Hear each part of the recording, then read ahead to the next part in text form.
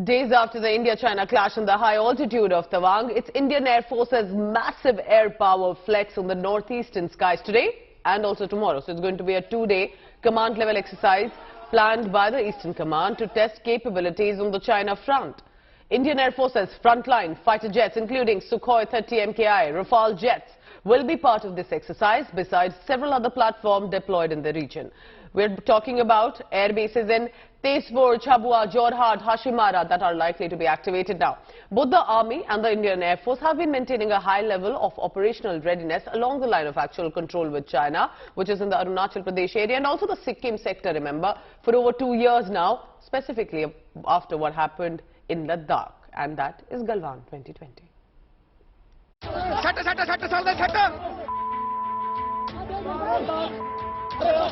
Chased, bashed and kicked out.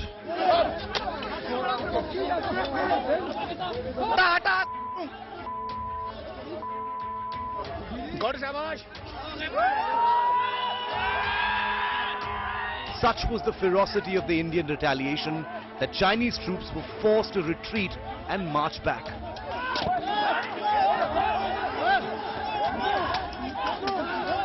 Following the unprovoked attack, India is now drawing the red line for Chinese President Xi Jinping.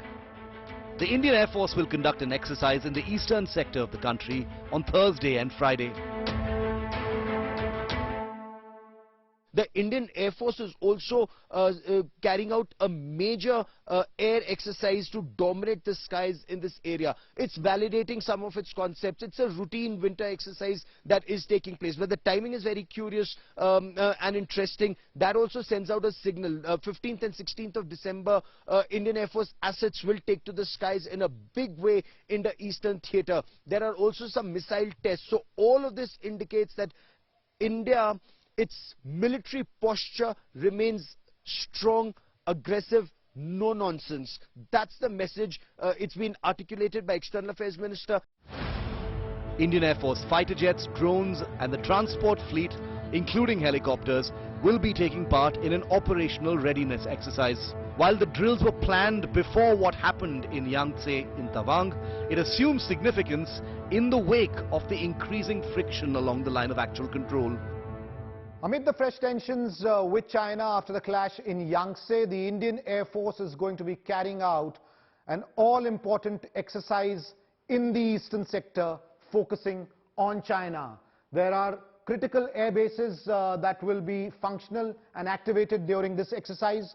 One of them is Tezpur in Assam, Chabua in Assam, closer to Arunachal Pradesh, Jorhat in Assam once again, and the fourth air base, Hashimara in West Bengal, is extremely critical. This is home to the Rafale fighter jet and it's very close to the India, Bhutan, Tibet tri-junction, and it's extremely critical as far as Indian Air Force's operations are concerned.